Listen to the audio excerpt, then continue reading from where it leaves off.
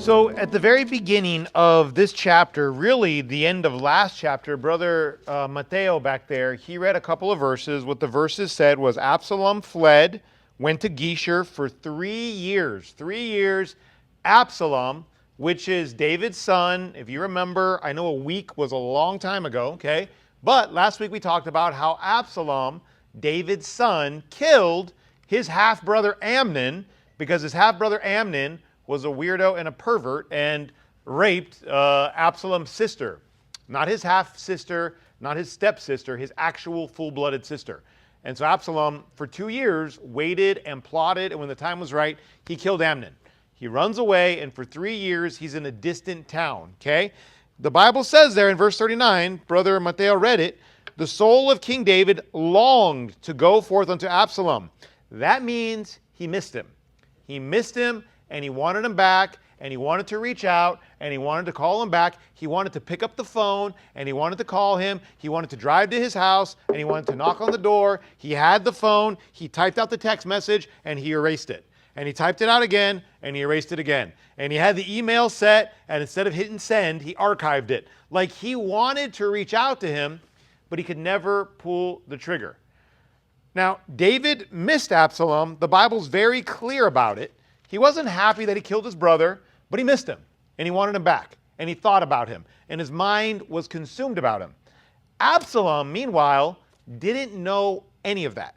The first point I want to get across to you, understand this, you and I, we have no idea what people are thinking in their head, but we think we do. We think we know what somebody is thinking.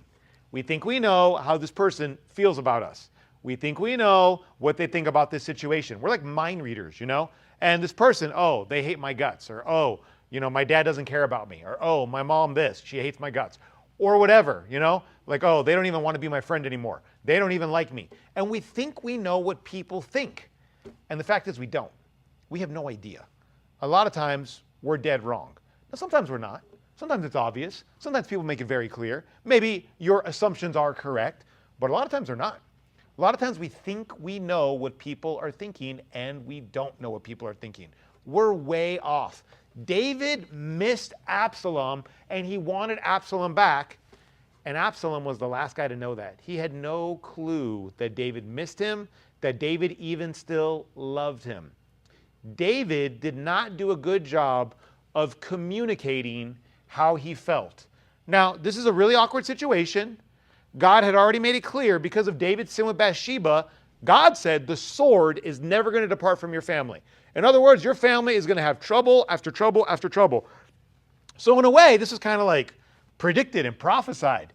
But the way David handled the situation, he could not have handled it any worse.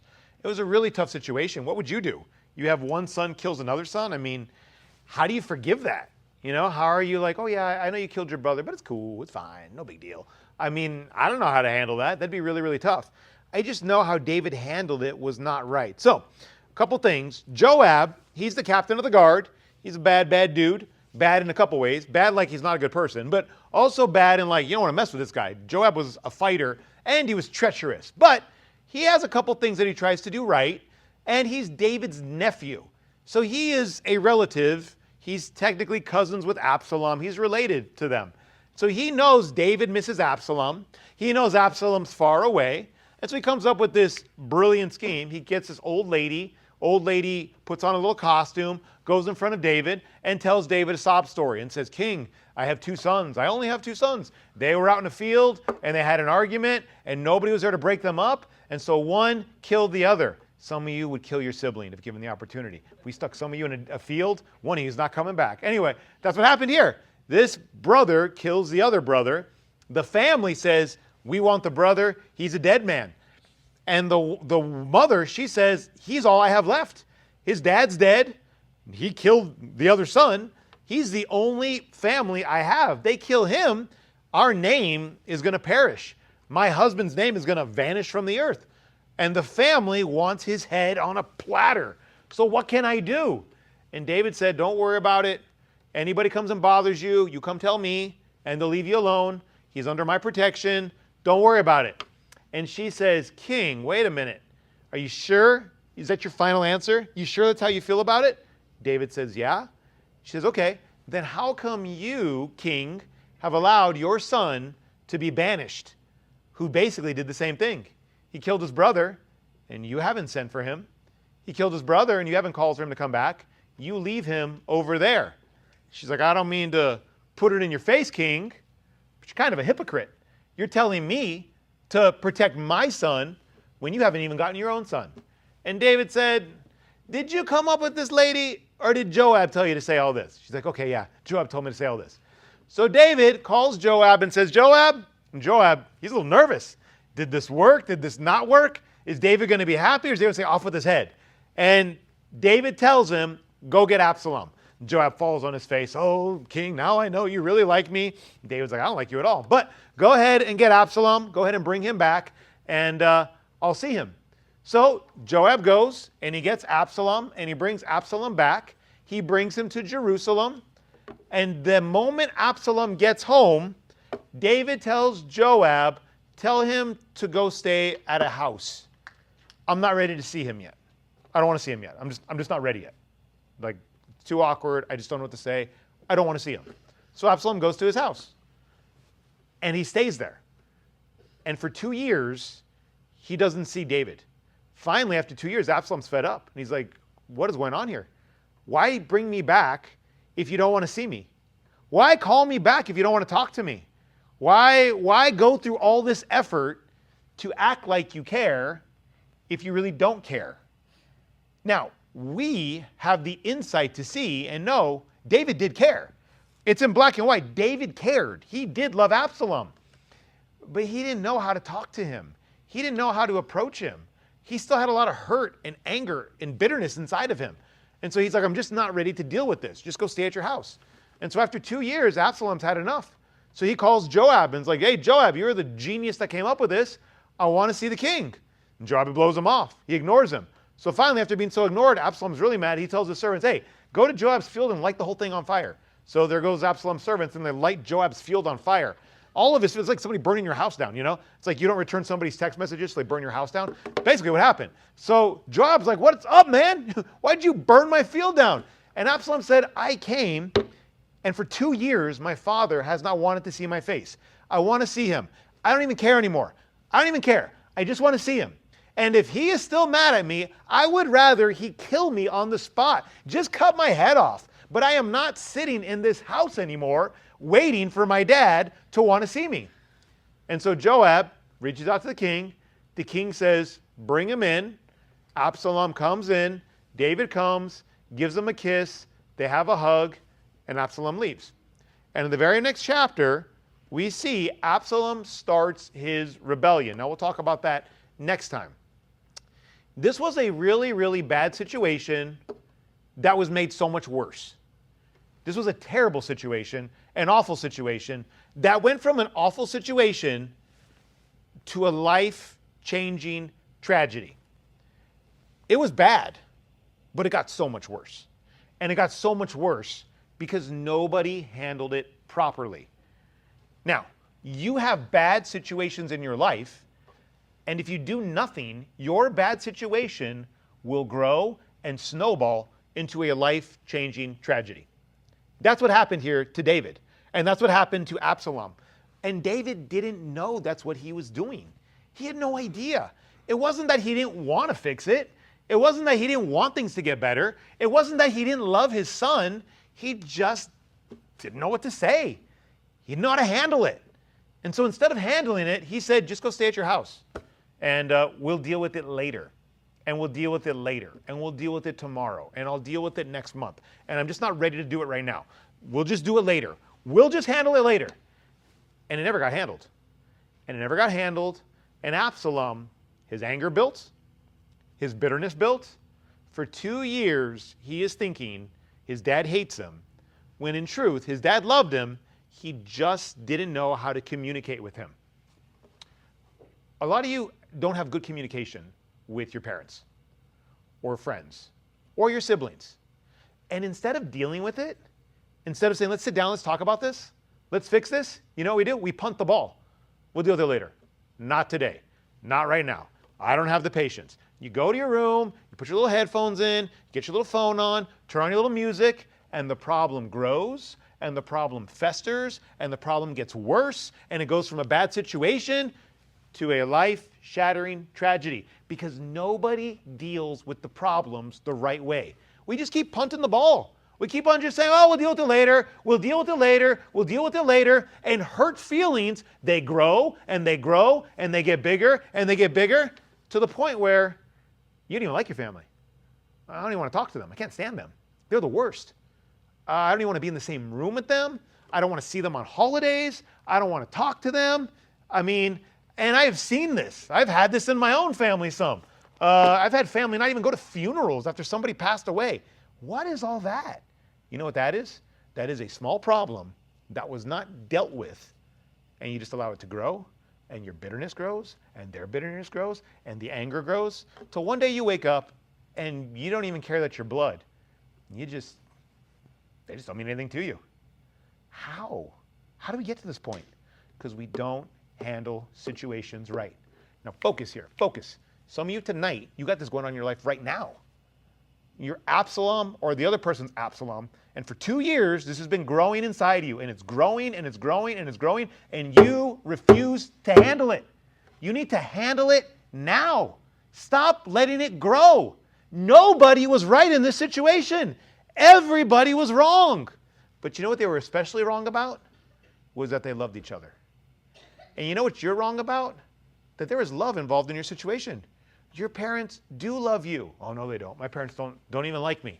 You know what your parents can't do? They can't communicate well. You realize your parents have never been parents before? We don't believe in reincarnation, okay? It's not like your parents were parents in a past life, you know? And this is round 2. This is round 3. I've been parents for 500 years. I'm a vampire. I've been alive since the 1500s. No, none of that's real. This is the first time your parents have been parents. And someday when you're parents, you'll realize, man, I guess it's not as easy as it looks. You know what your parents should say to you because you're you. But they don't know what you're thinking, and you don't know what they're thinking. And your communication stinks. And you go to your room, and you lock the door, and you play your stupid music, and nobody communicates. And your relationship is getting worse, and getting worse, and getting worse, and getting worse. So what will you do tonight, Absalom? Are you going to fix it? Are you going to deal with it? Or are you going to keep punting the ball? Oh, we'll deal with it later. We'll handle it later. I don't want to deal with it right now. I don't have the patience to deal with it now. And it's been years since you've had a good relationship. You can't even remember the last time you and your mom and dad had a good relationship. You've been angry for so long. You've been upset for so long. You and your brother and sister, it's been forever that you actually had a good relationship. Obviously, Anthony and Alyssa have a great relationship, so I'm not talking about them, okay? But, you know, a lot of us are siblings. You know, we don't have a great relationship. You know what that is? Let me tell you what that is, okay? God made the family. And so you know who wants to attack the family? I feel like I've been saying this a lot this week. The devil does. He wants to attack the family. And a lot of times, your biggest problems are with your family, which is crazy town, but it's true. And I have experienced this. It's true. And we see it all throughout the Bible. The very first family, the first son was a murderer. Cain murdered his own brother. That's pretty bad. Joseph's brothers sold him into slavery, right? Even Jesus' own brothers didn't even believe in him until after he was dead and risen again. James and Jude, they didn't even believe in him when he was alive. It wasn't until after he was already in heaven they realized, oh, hey, he was the Son of God. Yeah, man, you missed his whole ministry. Would have been cool if you would have been there, huh?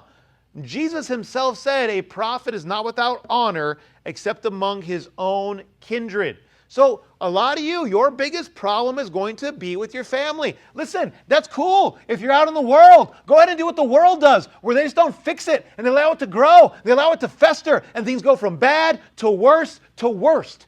But we're Christians. We're supposed to be above that. So fix your family stuff. Well, I'm waiting on them. I'm sorry. Where does it say, thou shalt wait till they come and apologize to you? I'm sorry, I missed that verse. Maybe you could tell, maybe Miss Ruby could play the game again and you could tell me what book of the Bible that verse is found in. Because I haven't found it yet. We should be taking the first step. You should be going to mom and dad and saying, man, give them a big hug and say, I'm sorry. I'm sorry for everything. I'm sorry for everything for the past couple years. You say, I haven't done anything. It's been all of them. I mean, do you honestly believe that?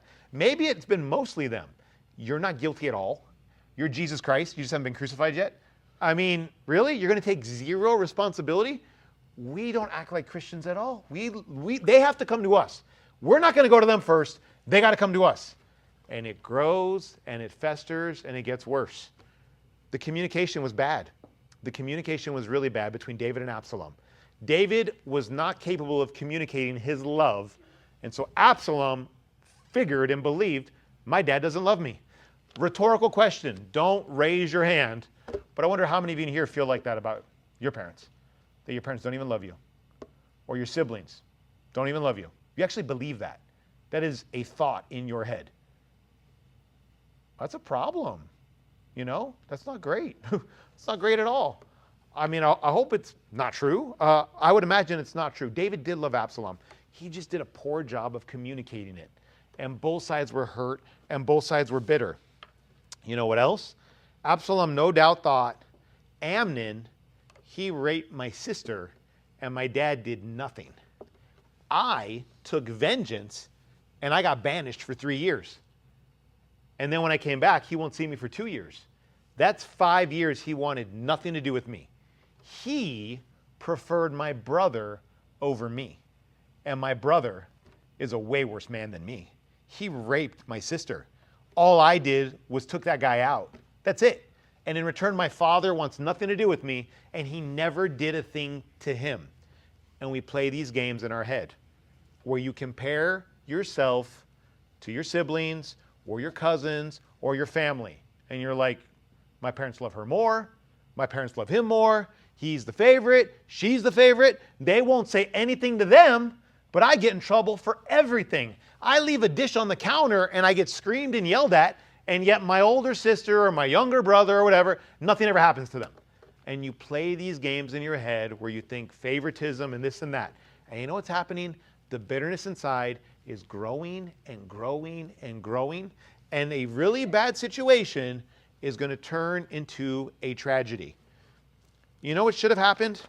Communication should have happened on both sides. You cannot control the other side. I want to ask you tonight, will you take care of your side? Will you communicate on your side? You can't force somebody else to communicate with you, but you can communicate with them. Or are you just going to wait? Let's just wait 2 more years. Let's just wait 3 more years. Let's just say, you know what? We'll deal with it later. We'll deal with it later. Not a big deal. Let me just tune out. It's already 9. He's going to stop talking at some point, and you're not going to handle it. You're going to go back home, and nothing's going to change. Why is nothing going to change? Stop looking at the walls and the curtains. It's all blue. What are you looking at? Fix it tonight. Will you not communicate on your end? They should have communicated. You know what else should have happened? Forgiveness should have happened. I don't mean they forgive you. I mean you forgive them. Should they forgive you? Yeah, they should. You can't control them. Are you willing to forgive the family and the friends that have hurt you? I want you to think about them right now, okay? Because they're there. I know they're there. Think about them right now. Why is that relationship so crummy? Why is everything so awful? Why do you live together and you don't even communicate? You don't even communicate. You live together and you don't even communicate. Why? Let me tell you why. The relationship stinks. Are you willing to forgive them? Or are you going to keep punting the ball? You can keep on being Absalom. Are you going to fix it? You fix it by saying, I forgive them. Can you say that? We're Christians. That's what we're supposed to do. Absalom should have forgiven David, and David should have forgiven Absalom. And neither one did that. And so then the bitterness started to grow. Can you get rid of the bitterness? You see, we can say, I forgive them, but I don't want anything to do with them. I think that's possible, where you forgive someone and still say, I just don't want them in my life. But you know what getting rid of the bitterness is? Saying, I want that relationship to be fixed. I want it to be like old times. I want it to be like how we used to be. When you're prepared to say that, then you know the bitterness is gone. But as long as you say, I forgive them, but I don't want to see them. Yeah, I forgive them, but I want nothing to do with them. They can't come into my house. You may have forgiven, but the bitterness is not gone. As long as you want nothing to do with them, the bitterness is still there. So ask yourself, because I can't read your mind and I can't see your heart, is the bitterness still there? Absalom had the bitterness. And because he had the bitterness, he's going to go and he's going to do some terrible things that chapters are dedicated to what he did. David should have stopped it before it happened. Who are we talking about tonight? Man, unfortunately, most of us deal with this in our families. So fix it. Fix it. Starting tonight.